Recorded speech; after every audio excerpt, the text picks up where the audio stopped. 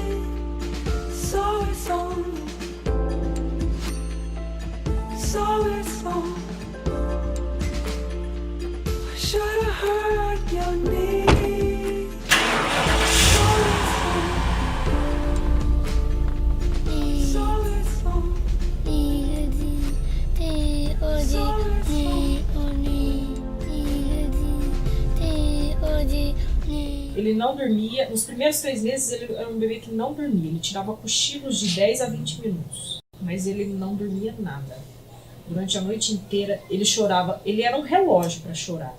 Ele começava a chorar às 5 horas da tarde e parava 3 horas da manhã, de cólica, do 7º dia até completar 3 meses de cólica direto. Ele só chorava durante 3 meses, foi isso, direto. 3, conta! 4, 5, 6, 7, 8, 9, 10. Tinha muita dificuldade para frequentar alguns espaços públicos, né, que nem shopping, supermercado grande, lugar que tinha muito ruído, era muito difícil levar ela, né, mesmo pequenininha. E a gente acabava ficando mais isolada com ela em casa. E mesmo as brincadeiras, né, de bebê que eu não conseguia fazer com ela. E ele babava muito. Nossa, como ele babava. Ele tinha uma língua sempre para fora, ficava com o movimento de boca aberta e a linguinha de fora. E a gente percebia que ele era uma criança muito calma, muito passiva e observadora, sempre muito observadora. Quando ela foi se desenvolvendo, né, com uns 2 anos, procurei um neurologista e ele falou da questão do autismo, de uma hipótese. Com 2 anos e meio ele confirmou. Foi uma briga achar um neuropediatra. Franca não tinha neuropediatra na época.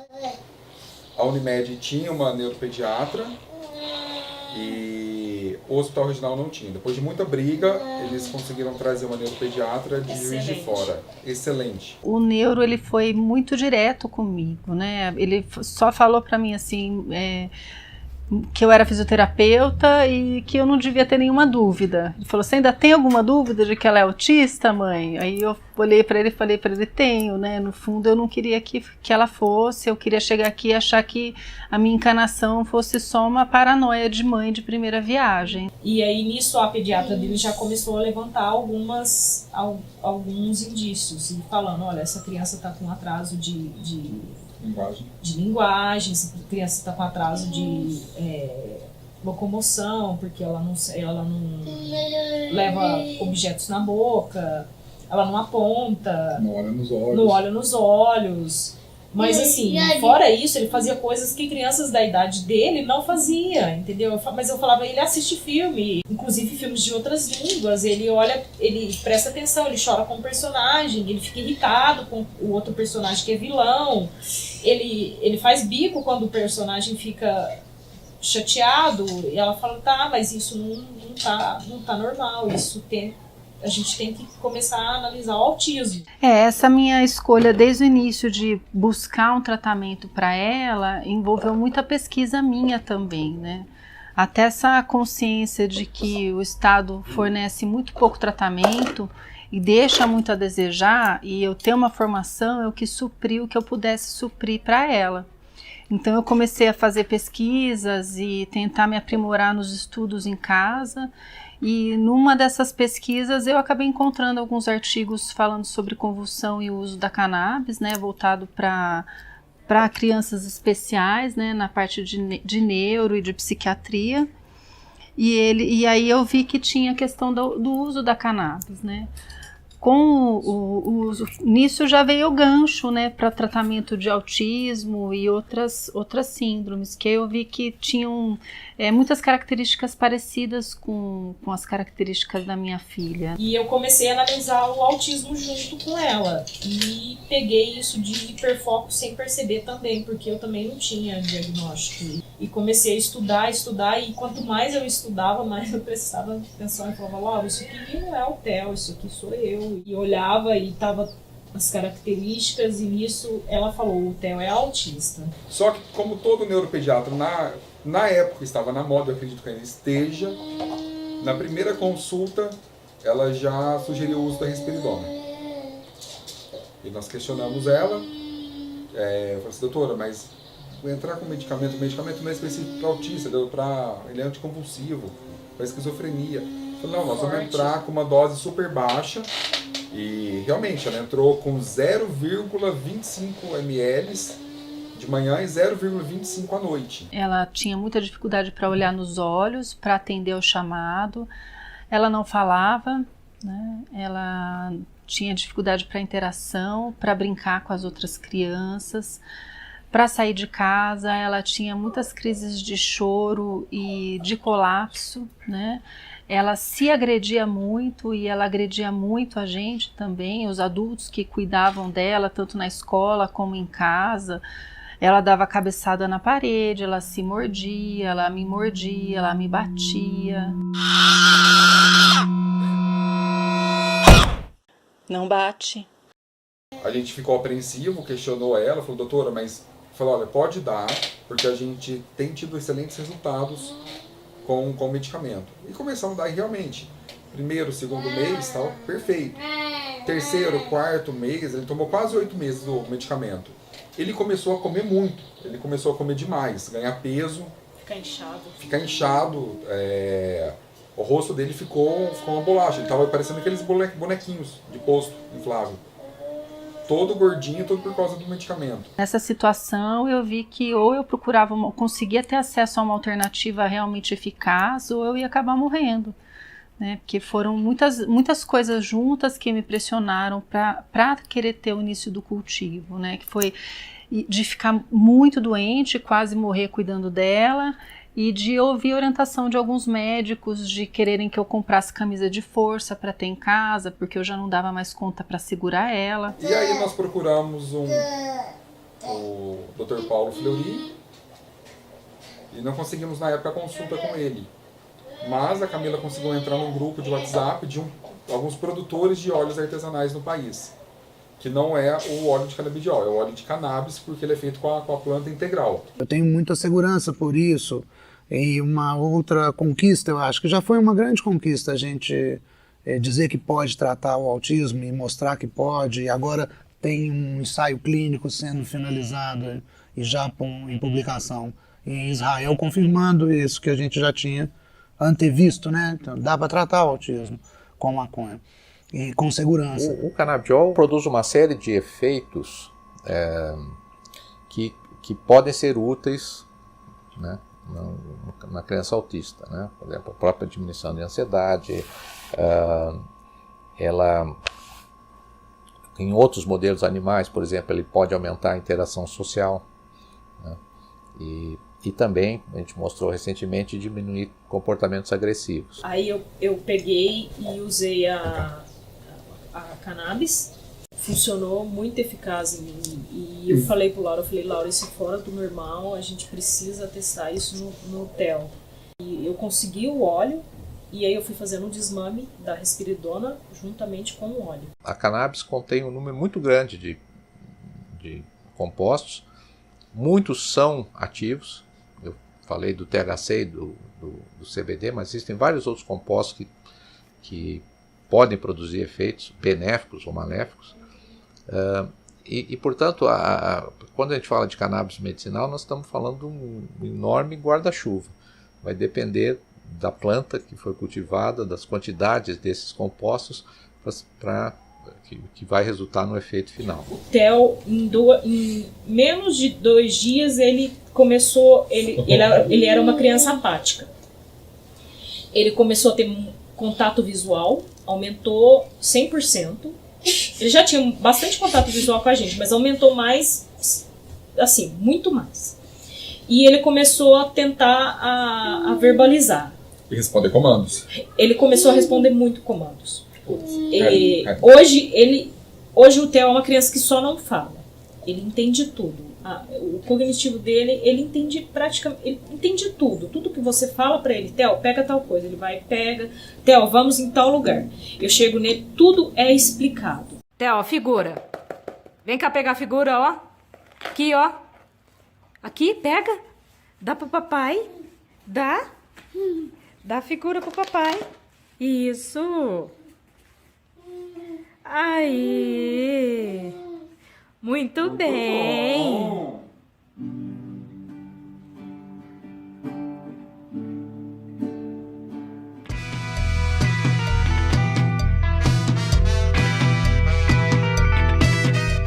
Já que por lei eu não consigo ter uma coisa que beneficia tanto a minha filha, então eu sou uma traficante. A palavra é essa, é traficar. A maconha, ela não é nem uma erva maldita e nem uma erva milagrosa. Ela é uma erva que tem propriedades medicinais, sim. Se o CBD dá na maconha, ok, a gente vai usar a maconha. Se desse no abacaxi, a gente usar a folha do abacaxi, mas não dá. Quando eu conheci a história da Catiele, foi revoltante. Aí virou uma questão pessoal, porque assim, a filha dela, na altura da entrevista, tinha saído de 80 convulsões para 3, e ela era tratada pelo Estado como uma traficante.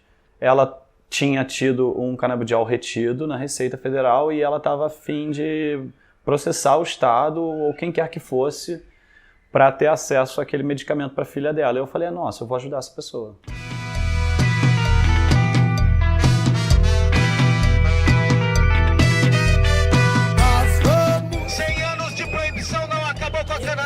Simplesmente porque nunca vai acabar.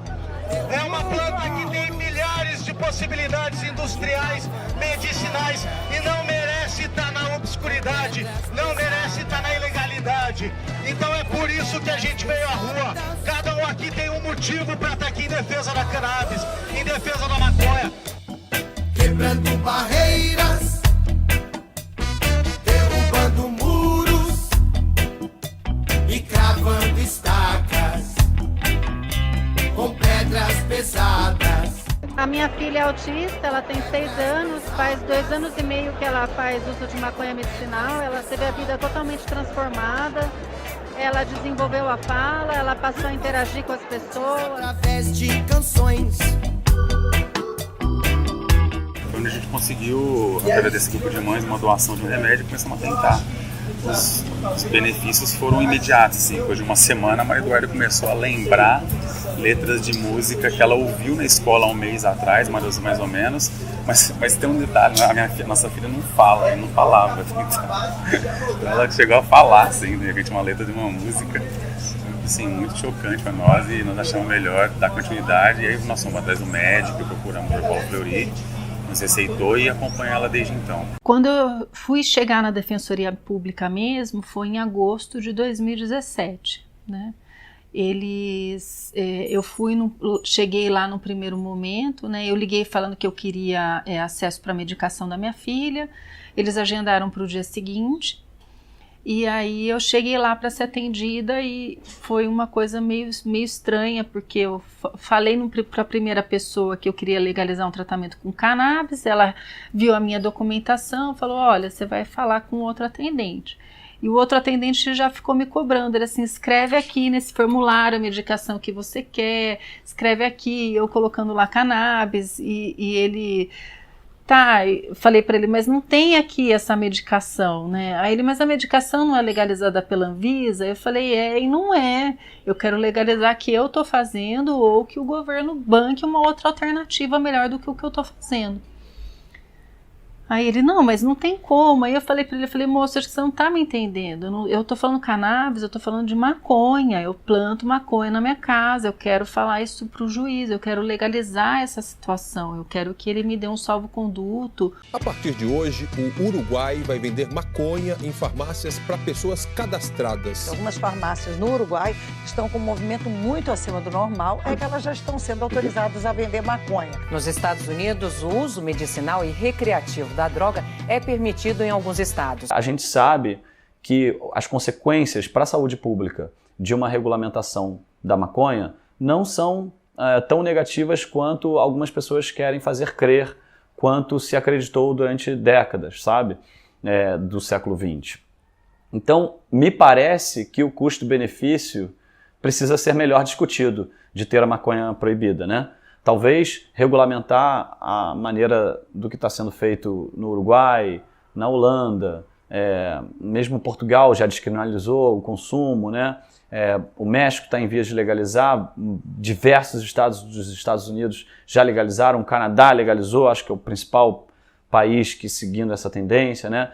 Então nós temos já uma série de experimentos de legalização da maconha em prática que mostram que os danos para a saúde pública e para a sociedade não são significativos. Em junho de 2018, a polícia invadiu a minha casa por conta de uma denúncia, né, que foi feita de uma forma muito maldosa, como vingança. Eles entraram aqui em casa, acho que eles se depararam com aquilo que eles não esperavam, né, que era uma mãe apavorada, uma criança bem cuidada, uma história de transformação de autismo, né, e muitos documentos, né, o fato de eu estar ali já buscando acesso à defensoria pública, né, acesso ao salvo-conduto, né, pela defensoria pública, e eles não estavam esperando isso, né, eles estavam esperando um cultivo, como qualquer outro cultivo aí que eles tinham que verificar. Se existia alguma dúvida de eu fazer um mau uso disso, ou de eu estar me escondendo atrás da história da minha filha, ele caiu por terra, porque eles investigaram tudo que eles tinham que investigar como se eu fosse uma traficante. A lei de drogas no Brasil, ela é punitivista, num primeiro momento buscando penalizar o tráfico, essencialmente, né? Mas essas pequenas situações dos dependentes químicos, dos usuários, né, de um modo geral, ela penaliza muito rigorosamente, né, sem considerar tratamentos, sem considerar o processo de reinclusão, de reinserção social, né? Ser criminalizada, responder por tráfico, com as pessoas sabendo que eu estava respondendo por tráfico, nem todo mundo reagiu de uma forma muito boa. Algumas pessoas se afastaram completamente, outras pessoas começaram a criar alguns empecilhos. É muito difícil pra gente ter que ouvir de uma mãe, né, que tem um filho típico, que a gente tá drogando o nosso filho, né? E ela não precisar dar remédio pro filho, e ok, ela não precisar dar remédio pro filho dela, mas eu preciso dar pro meu. E a gente não dá porque quer, né? A gente dá porque precisa. Isso não é cocaína, entendeu? E da forma que eu ouvi, era como se eu estivesse dando cocaína pra ele, entendeu? Eu não tô dando cocaína pro meu filho. Eu tô dando o óleo de canabidiol. Eu, pessoalmente, acredito que eu tô dentro de todos os requisitos, primeiro profissionais, éticos e técnicos, né, da minha profissão, com certeza. E dentro da lei também, porque, de fato, eu estou prescrevendo princípios ativos que o órgão regulador autorizou que sejam usados medicinalmente, e que são o CBD e o THC, que são os princípios ativos da planta maconha. Então, do meu ponto de vista, está autorizado pela Anvisa, implícito na autorização dos dois princípios ativos, que são os principais princípios ativos dessa planta. Os demais são secundários, subsidiários ou irrelevantes, pelo menos ao nosso conhecimento hoje, em relação a CBD e THC. Então, se é autorizado a usar terapeuticamente ou medicamente CBD e THC, é autorizado a usar a planta cannabis. O que é o usuário? O quanto eu preciso ter em posse a maconha ou qualquer outro entorpecente que me identifique como usuário? A lei não diz isso. Então fica subjetivamente na mão da autoridade policial ou da judiciária de fazer a definição. O que é usuário? Às vezes um cigarro de 4 miligramas de maconha e outro que tenha um cigarro ou um bolinho de 15 miligramas, qual que é um usuário, qual que não? A área médico-científica mundial, nesse caso, ela se submeteu às pressões, ao jogo financeiro da indústria farmacêutica, da indústria bélica, das armas, da indústria da violência, né, em geral, da máquina religiosa, conservadora, moral e do campo psiquiátrico, né, que está relacionado a isso. Acho que tudo isso aí foram as forças que fizeram com que a medicina, a ciência médica adotasse o discurso falso de que a maconha fazia tanto mal para a saúde das pessoas que deveria ser terminantemente proibida no mundo inteiro. O que eu acho é que realmente existe muita preguiça e uma falta de respeito crônica das autoridades brasileiras com o povo, né? Com o cidadão brasileiro. A Anvisa até agora não regulamentou isso. Por quê? Porque ela não está nem aí para o brasileiro. Essa é a minha opinião, sabe? Quando você me pergunta por que o governo fez, eu não posso dizer. Mas o que eu concluo a partir da omissão? Que a Anvisa não está nem aí para o brasileiro, sabe? Ela, institucionalmente, eu tenho certeza, eu posso dizer, inclusive, porque eu conheço alguns servidores da Anvisa, alguns deles, muitos talvez, estão pessoalmente a favor dessa regulamentação, comprometidos com essa regulamentação, esperançosos de que essa regulamentação saia, mas a Anvisa, institucionalmente, ela está cagando. Para usar um termo bem reto, eu acho que ela está cagando para o brasileiro, como ela está também em vários outros assuntos. E aí ela usa o argumento de que ela está zelando pela saúde do brasileiro. É um argumento falso, simplesmente, sabe? É uma super proteção que não precisamos. Quando ela diz que seria muito perigoso regulamentar uma ova, seria muito mais benéfico do que perigoso regulamentar seriamente, com seriedade, o uso medicinal da cannabis no Brasil.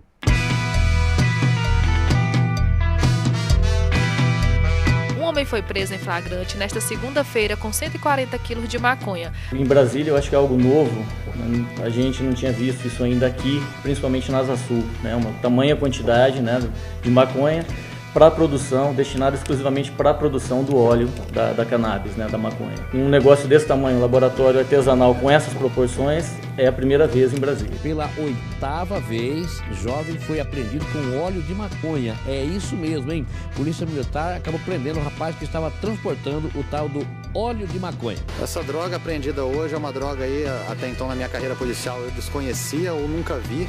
Óleo da maconha, é só o que faltava. E a hora que veio esse salvo-conduto, ao mesmo tempo que eu fiquei muito feliz, veio toda essa soma de sentimentos, né, e de más lembranças que eu precisaria estar superando para poder seguir em frente, né, porque além da insegurança de não saber e agora o que vai ser, eu tenho o meu salvo-conduto, mas eu ao mesmo tempo sei que eu posso acabar perdendo ele. Na verdade agora eu sou filho de um paciente, meu pai infelizmente passou a sofrer com dores crônicas ano passado. Depois de tentar vários tipos de remédio alopáticos super pesados, com efeitos colaterais super horríveis, ele passou a usar canabidiol. Hoje meu pai está tomando um canabidiol que eu ganhei. E ele está apavorado que o vidrinho vai acabar e vai custar R$1.000 para ele importar outro. E a quantidade que ele está tomando para fazer efeito, ele vai precisar de mais ou menos um vidro por mês, o que significa que ele teria uma despesa de quase R$1.000 por mês, que é uma despesa assim, absurda com um remédio. E aí como é que faz?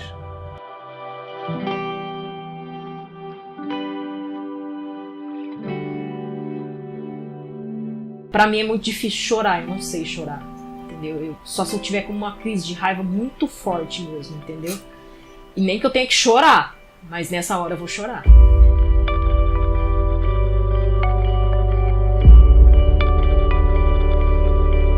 Eu vou chorar, vou chegar e vou pedir, vou chorar pro delegado. Eu falo, não faz isso.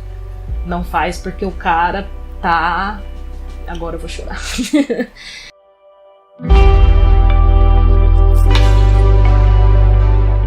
Mas o cara ele tá fazendo o óleo do meu filho, entendeu? É o que vai ajudar o meu filho. Não faz isso não. Não mexe com o óleo dele não. Se você tiver um parente que precisa do óleo em qualquer tipo de doença, entendeu? Não é só no autismo não. Não mexe com ele não. Porque o óleo ele faz milagre. Agora a gente está em outro momento, né? Completamente diferente. A gente está num momento onde aparentemente já não é mais possível do ponto de vista mundial. A Organização Mundial de Saúde acabou de mudar, né, a posição dela com relação à maconha. Não é mais possível deter o processo de descriminalização, de absorção da maconha na cultura livre, né, não perseguida. Mas eu acho que isso não vai demorar mais em lugar nenhum do mundo. Hoje eu só sei que eu tô fazendo o meu melhor por ela.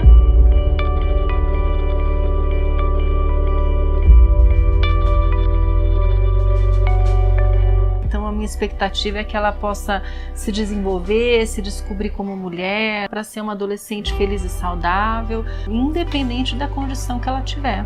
Como em qualquer outro tipo de mercado, a falta de regulamentação, ela não reprime a demanda. Se você não tem oferta no mercado legal, a demanda persiste. As pessoas não vão deixar de consumir um determinado produto só porque o Estado resolveu que ele vai ser proibido. Como em qualquer outro mercado, o que acontece? As pessoas vão para o mercado clandestino e o Estado nega esse direito a eles e empurra eles para esse mercado clandestino. Isso é completamente errado. Isso é completamente errado do ponto de vista de política pública, isso é completamente errado, inclusive do ponto de vista constitucional, porque a saúde é um direito pétreo garantido pela Constituição. O acesso à saúde é um direito irrevogável do cidadão brasileiro. E quando a Anvisa reconhece a utilidade desses produtos, a ponto de permitir que mais de 5 mil pessoas nos últimos 5 anos importem isso dos Estados Unidos ou de qualquer outro lugar, quando a Anvisa reconhece a utilidade de saúde pública desse produto e não toma providências para que ele seja produzido aqui com o devido controle de qualidade, ela está se recusando a fazer aquilo que é o seu papel como agência, entende? Ela tem o dever de fazer isso. A lei prevê que a União pode autorizar o cultivo e a produção de plantas controladas para fins medicinais e científicos. A lei prevê, a lei já permite que isso seja feito. A Anvisa já reconheceu que essa é uma atribuição dela, que cabe a ela. Ela já reconheceu, inclusive, a utilidade medicinal desses produtos, quando autoriza a importação. E apesar de tudo isso, ela não faz aquilo que é o papel dela, que é regulamentar o acesso da população a esses produtos. Ninguém sabia de onde vinha, né, esse resultado.